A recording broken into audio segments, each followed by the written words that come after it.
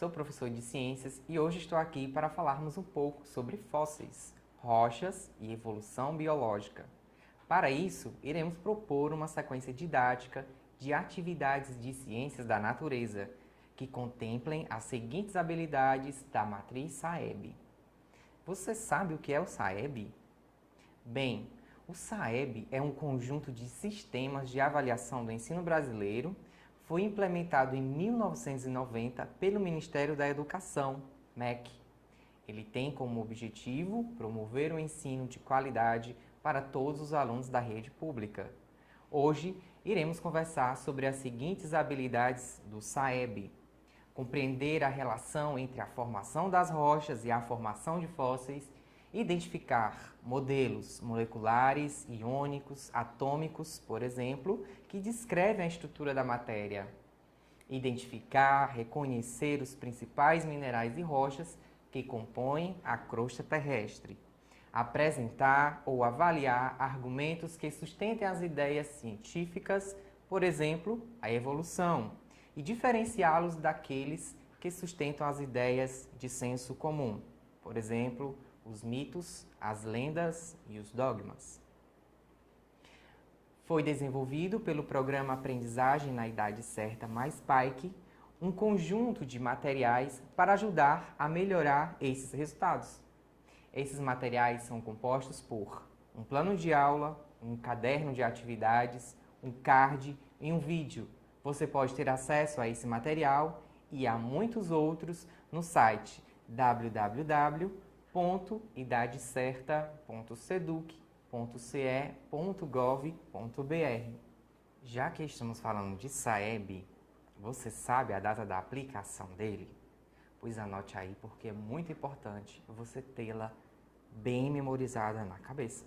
O SAEB será aplicado de 21 de outubro a 25 de outubro. Bem, avisos dados, vamos começar a nossa conversa?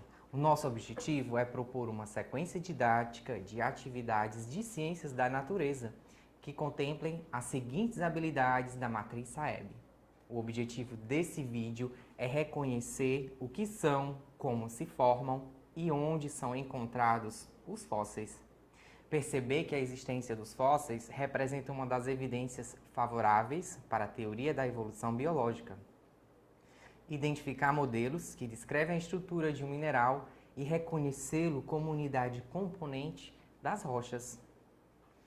Vamos começar pelas habilidades que iremos tratar nessa nossa conversa, que são compreender a relação entre a formação das rochas e a formação de fósseis, identificar modelos moleculares, iônicos, atômicos, por exemplo, que descrevem a estrutura da matéria, identificar, reconhecer os principais minerais e rochas que compõem a crosta terrestre, apresentar ou avaliar argumentos que sustentem as ideias científicas, por exemplo, evolução, e diferenciá-los daqueles que sustentam as ideias de senso comum, por exemplo, mitos, lendas e os dogmas.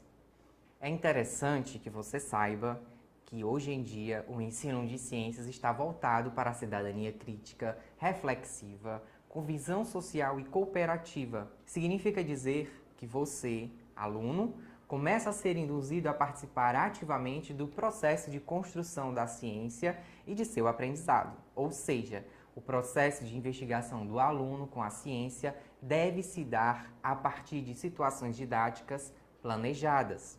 É importante ter em mente que você constrói novos conhecimentos com base naquilo que já sabe, acredita ou vivencia.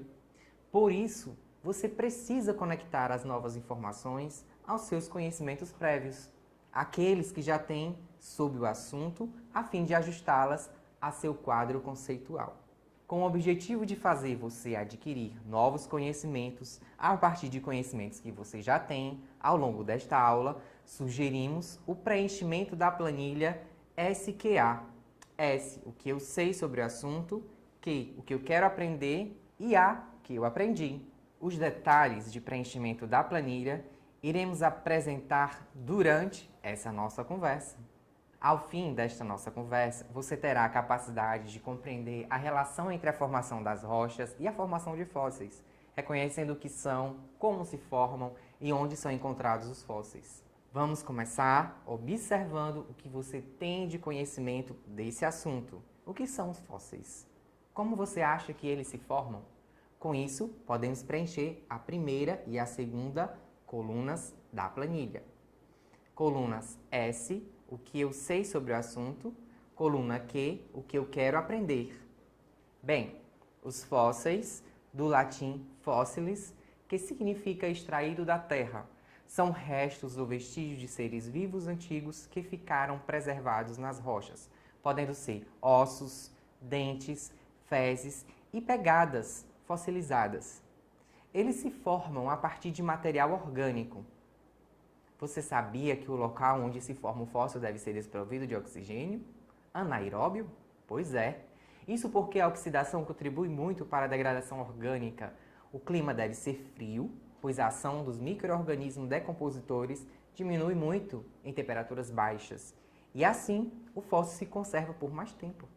Depois de enterrados, esses restos são cobertos por areia, argila e outros sedimentos e sofrem os mesmos fenômenos de diagênese e metamorfismo, que são transformações físicas e químicas que ocorrem nos sedimentos para a formação de rochas sedimentares fossilizando-se.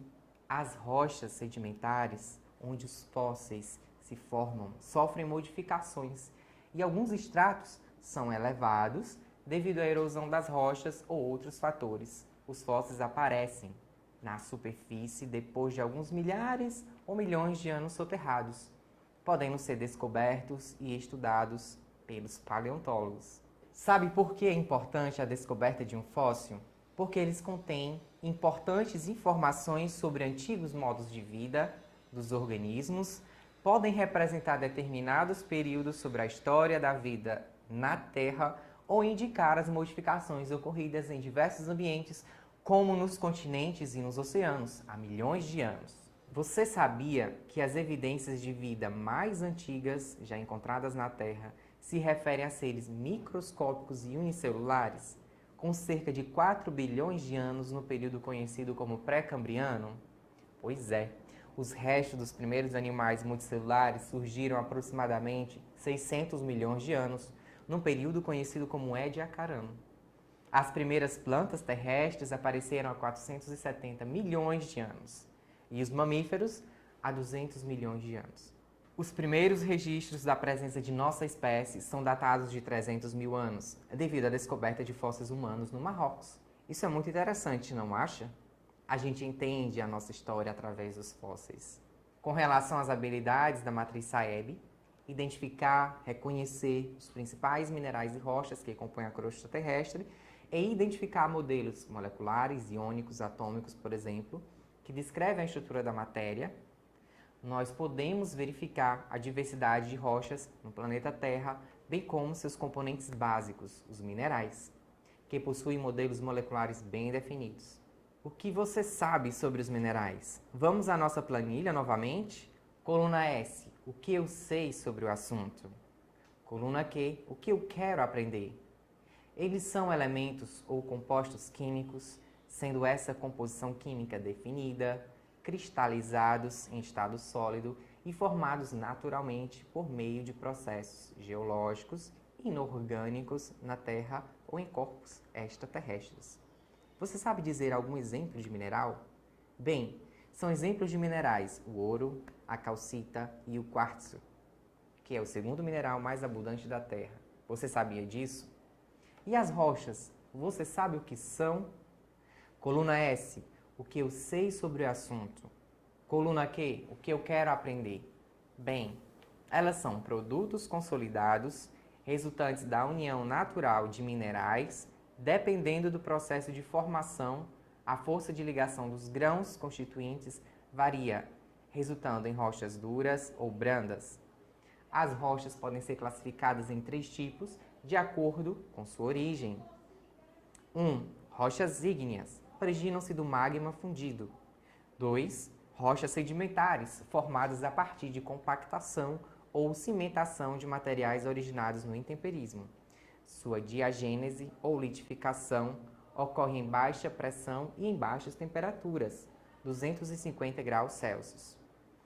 3. Rochas metamórficas, transformação de um protólito, rocha original, devido ao aumento de pressão e temperatura, sem que os minerais cheguem no ponto de fusão.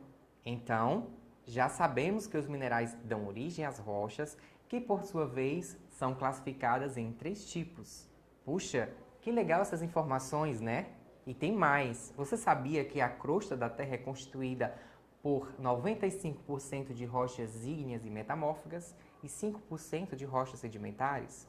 Porém, em se tratando da sua exposição, encontramos 75% de rochas sedimentares na superfície. As rochas estão sujeitas a se reciclarem, com perda ou geração de um novo tipo de rocha. Podemos indicar que a rocha ígnea é produzida a partir da solidificação do magma no interior da Terra ou na superfície. Quando essa rocha é exposta a agentes externos do planeta, ocorre intemperismo, que é a desintegração e decomposição das rochas, com geração de solos, pedogênese, que ao ser erodido e depositado em local adequado, poderá transformar-se em rocha sedimentar. Quando submetida a condições maiores de soterramento, pressão e temperatura, as rochas sedimentares ou ígneas podem sofrer modificações, ocasionando o surgimento de rochas metamórficas.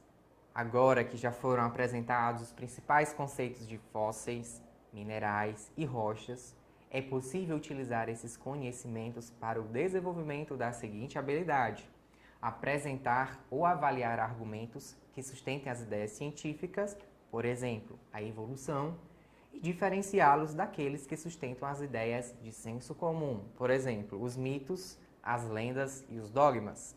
Então, com relação aos fósseis, você acha que ele é argumento científico ou do senso comum?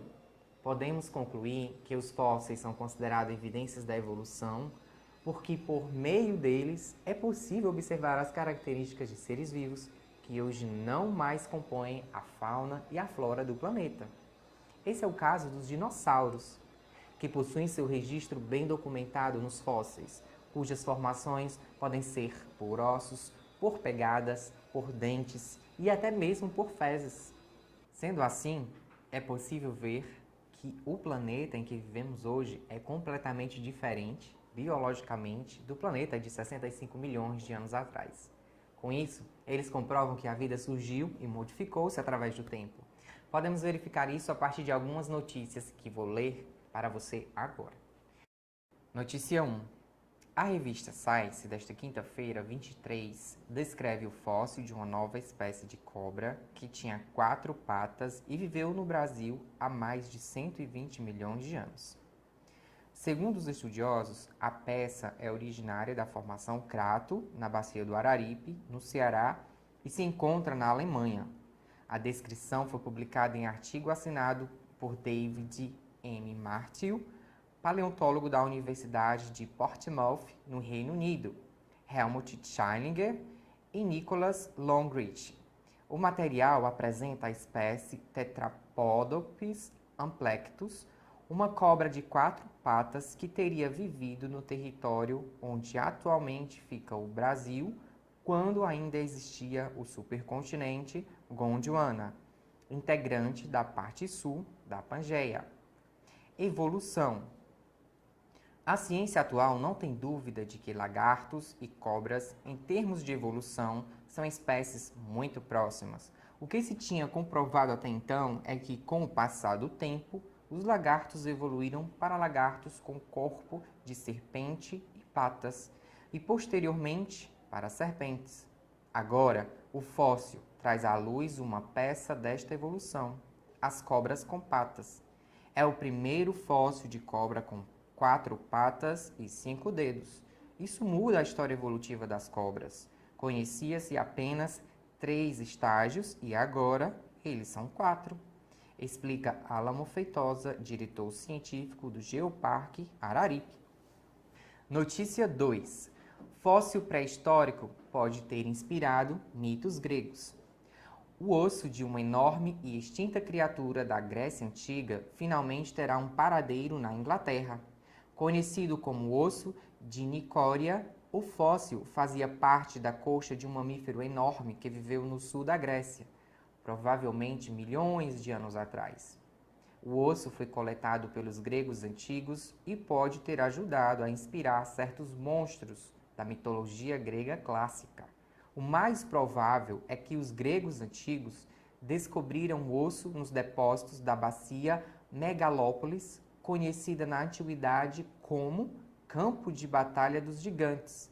Lá, a grande concentração de ossos grandes inspirou a crença de que exércitos inteiros de gigantes foram amaldiçoados pelos raios de Zeus, disse Adrienne. Note a diferença entre as duas notícias. A notícia 1 tem o objetivo de apresentar os fósseis da cobra com 4 patas, como uma evidência das relações evolutivas entre cobras e lagartos, enquanto a notícia 2 usa a evidência da descoberta de um fóssil de ossos de mamíferos gigantes para justificar a inspiração dos gregos em criar vários mitos com gigantes.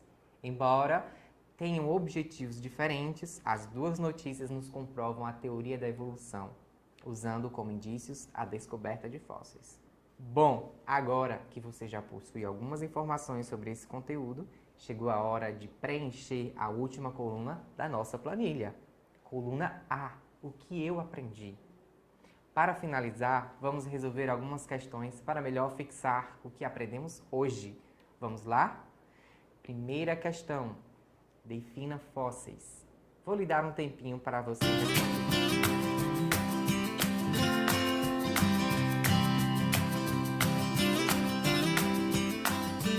Então, o que são fósseis? Os fósseis são restos ou vestígios de seres vivos que ficaram preservados nas rochas, podendo ser ossos, dentes, pegadas e fezes. Vamos para a segunda. Após o processo de diagênese, quais processos podem ocorrer para que os fósseis sejam descobertos? Novamente, vou lhe dar um tempinho para responder.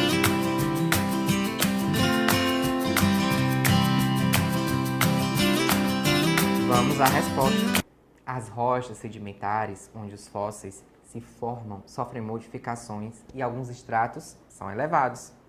Devido à erosão das rochas ou de outros fatores, os fósseis aparecem na superfície depois de alguns milhares ou milhões de anos soterrados. Então, o que está achando das perguntas? Está acertando?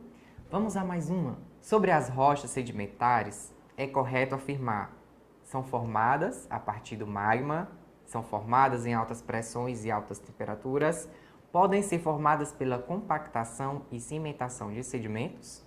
São as rochas dominantes do planeta? Qual o item correto? Vou te dar um tempo.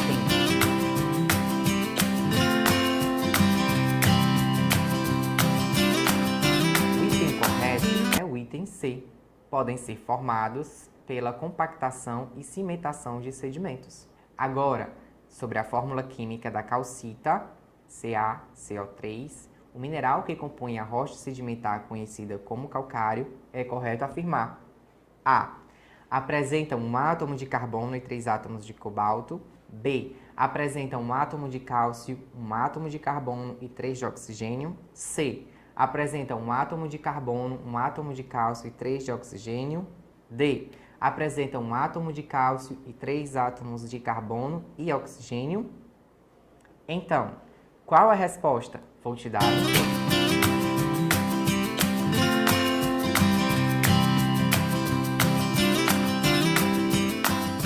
O item correto é o item B. Apresenta um átomo de cálcio, um átomo de carbono e 3 de oxigênio. Só mais uma questão para finalizarmos com chave de ouro nossa conversa. Me responda então.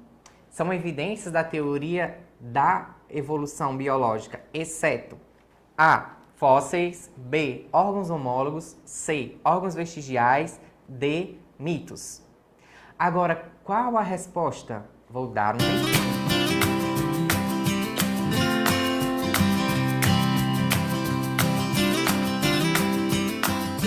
O item correto é o item D, mitos, é claro. Bem, espero que você tenha gostado dessa nossa conversa, pois este material foi feito com muito carinho para você. Acesse os outros vídeos, indique aos seus colegas e não se esqueça de dar um like. Boa sorte nas avaliações Um abraço!